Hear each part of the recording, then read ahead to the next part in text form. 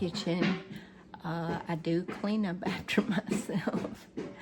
It's not the ideal place, but I don't have a lot of room in different places to do this. So anyway, it is what it is. So I actually have already done a whole bunch of these and was about to put all my mess up, and I thought, oh my goodness, what am I doing? I could have been showing y'all how to do this. So anyway, I'm going to do one last carton here so I can show y'all how to do it. Let's see, where'd it go? Oh, here we go. Now this is like a Kool-Aid or a juice carton. You can use milk cartons. I've used slightly smaller cartons of like apple cider. I've used cooking oil, giant cooking oil when they got empty cartons. But milk cartons is really the best thing to use to do this with. But today we're gonna use this big Bubba here. So the first thing you want to do is you want some holes in the bottom. And the easiest way to do this, let me point y'all down some so you can see. Sorry about that. Use this. I have to be very careful not to stab myself. And I'll have to kind of wiggle it around and make the holes bigger because, here we go. I have to kind of wiggle it around and push it and make them bigger. So that the water will drain out. You could also use a pair of scissors or a knife. I have this thing here. I forgot what they call them. You have to be very careful with this kind of stuff. As I'm sure you know, you're all adults here. And I might just go ahead and use this dilly bopper. Have you ever, yeah, dilly bopper. Have you ever heard the word dilly bopper? It's used a lot in the South, and it just means an instrument or a tool that you just can't think of the name of it right at that moment. It's a dilly bopper. Dilly bopper. A dilly bopper, that's right. Dilly bopper. Or a whatchamacallit. Whatchamacallit? Yep, a whatchamacallit. I think they made a candy bar out of that, but that is really a Southern term. Whatchamacallit, you know that whatchamacallit. So we're gonna poke some good drainage holes in here because otherwise you don't want your roots rotting out, okay? And you can put like I've grown nasturtium in here like this. You can also grow stuff like that doesn't have to be cold stratified, like tomatoes and flowers and things like that. But you need to wait farther into the winter time because they're going to sprout in here and grow. And the sunlight is going to cause, and the rain is going to cause some moisture in there. And it's going to be like a little mini greenhouse. But you don't want your tomato to be in there from, what is it now, mid-January all the way till like the first week in April. So, you know, so what I'm doing is ones that are cold tolerant and they need cold stratification or they're not going to germinate. So that's why I'm using those. And there was a couple of them I wasn't sure, so I sacrificed a couple of seeds just to see what would happen. Like this 1,500-year-old cave bean. It's pretty cool, right? A 1,500-year-old cave bean. Can you imagine? I am so excited to grow them. Well, she'll probably be gross. I grew that tomato. Oh, what was that thing? The giant crimson. Hang on, baby. Oh, that's great. I grew that giant crimson tomato that my gardener, he bought the seeds and he was able to get two to germinate and one made it into a plant. Anyway, and since then, he's saved that from extinction, which is great and wonderful. But I bought some of those seeds and I grew a couple of those plants and they were some of the worst tasting tomatoes ever. I'm sorry, Luke. They were horrible. I'm giving the rest away. I don't want no more. So anyway. I'm going to take one of these grapes. Okay, here we go. So I've got several really good sized holes in here because I actually just cut them out. So when you use something little like this, you really have to try and widen them so the water can get out. And you have to put a whole bunch, you know. But I want to put a couple in the lower sides here too. Just to help it drain, because you don't want it to, your roots, if they stay wet and they can't get dried out, they will rot and it will destroy the whole plant, no matter what it is. So anyway, we're gonna make sure it has a lot of room in here for, ooh, okay. Now comes the fun part, and it's kind of hard sometimes. You could take a knife, a real sharp knife, or I've been using this little thing here. I forgot what they're called. But you want to leave about, depending on what you're putting in here, usually about 3.5 inches. You want to leave a good amount of room on top. And what we're going to do is cut and try to keep as even as you can cut. And then we're going to leave a little bit on the back that's not cut as a flap so that you can flip it up. So, and this is pretty easy to cut, actually. Oops. Ah! Uh-oh. Accidentally cut the whole thing through. After I just told you, leave a flap. Be sure and leave a flap. Anyway, please forgive me. That's okay. I'll just tape it all together with duct tape, but do as I say, not as I do.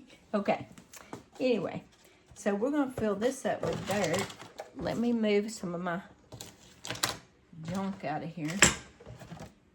And I've already forgot what I was going to put in here. Hopefully I'll remember here in a minute. Okay. Sit down there, beast. So I've got me some paper sit down here. I want to add some dirt. You could use, since they're going to be in here for a longer amount of time than normal, I wouldn't use just a cheapo mix that has absolutely no nutrients. I would use something that has a little bit of nutrients in it. Like I use the potting soil and compost that I had in a bed from last year. That is still good. It's still got a lot of really good soil in there, so I just use the soil out of there to put in here. All right, now you want to go ahead. It's easier if you get it wet ahead of time. If you're going to be putting in a little tiny seeds, or really it's just easier anyway. Put a little bit of water in here because I want it to be wet but not absolutely saturated. And also putting it in something like this helps it drain that excess water out too. So let's see, what was it I was going to plant? Okay, I've decided I'm going to plant some more chamomile.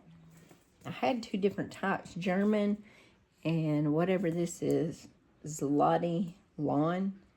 I don't know, maybe that's another name for German, I don't know. But anyway, this one came from Baker's Creek. And I think, let me read on here, it is frost hardy. It says surface sow. So what that means is you don't want to poke holes. Normally I would take my little poker, poke holes in here and put them in. But these are little bitty, tiny, like almost microscopic little seeds. So I'll put a few in my hand. And really they're so tiny, there's no way to like count them and evenly distribute them, really. There's just so many. I mean, they're just so tiny. And I'll just give it a little bit of a tiny little rub around there, you know. And we'll just put a few more there. Anyway, ideally, I don't know where my squirter is, but ideally you would take your little spray thing and spray it down. But I think my soil's wet enough and I just lightly stirred it with my fingers, so I think that'll be okay. And you're supposed to, of course, leave a flap, which I did not. So now we're just going to put our duct tape on there. And I'm a girl, so I like nice, colorful duct tape. It's easier if you can make one long piece, if you've got a even cut on there. But, you know, you can use as many pieces as you need. But you're wanting to cover up where you cut it at so that you can have the greenhouse effect in there. Because the sunlight is going to come down out there and it's going to produce a lot of condensation and water it. If you do go out there, you know, and you see that they're starting to get dry, you can add a little bit of water through the top. And when it rains, it'll get a little water in there. But slowly but surely, these things will cold stratify. When it starts to warm up again, then they'll go ahead and germinate. And then they'll start to sprout. There is kind of self-watering mostly. And then they'll sprout and they'll start growing in there and get bigger and bigger. And you get a head start on the growing season by doing this. You get a head start on it. And I did a lot of my stuff this way last year, and it was really nice. I even started a loofah gourd vine in one of these.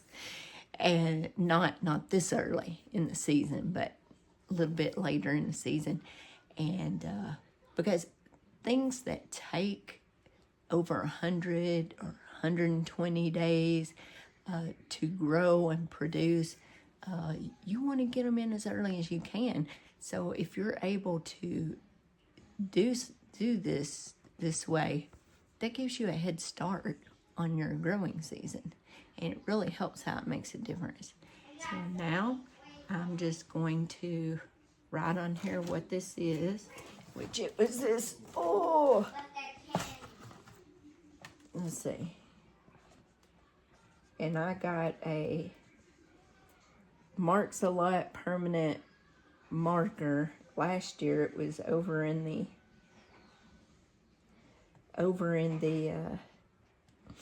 garden section that's supposed to last with water and stuff and the sunlight.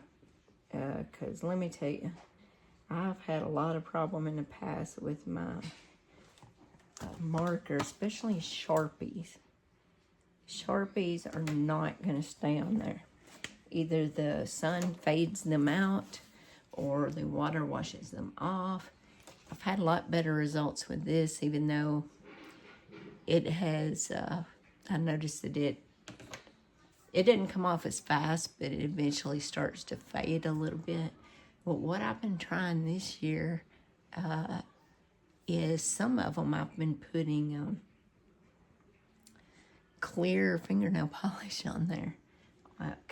After it's dry, I put clear fingernail polish on there and then set them out. And I haven't done all of them, just some of them, just to see if it makes a difference. You know, who knows? Anyway, I'll let you know how it turns out. But anyway, this puppy is good to go. We got it. It can drain out the bottom. It's got some good enough soil to get it started. It's got a lot of room in here to grow.